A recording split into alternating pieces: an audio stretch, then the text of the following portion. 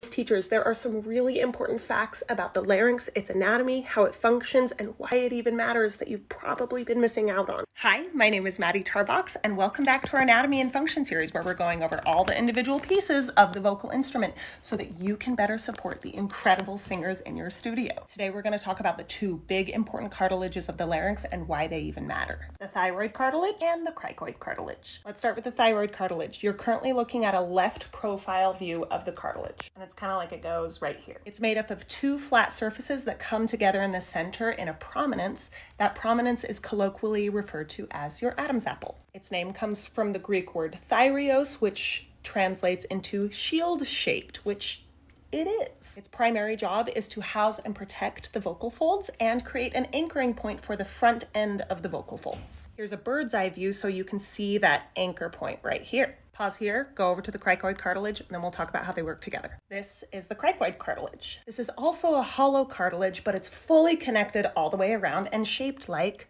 a signet ring.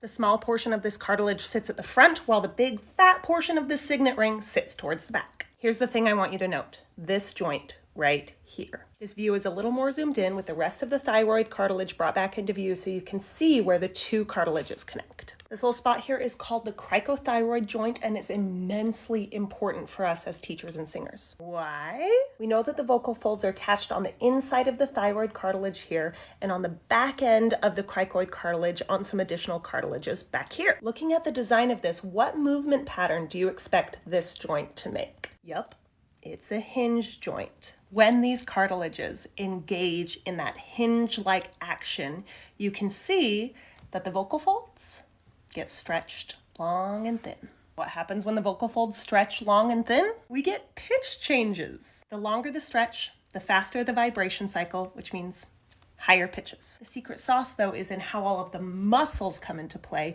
to move this framework around to help your students create the sounds they are dying to make. We'll be adding on to this foundation, talking about all of those teeny tiny muscles later in this series, so if you're enjoying this very nerdy content, be sure to like and follow. Happy teaching!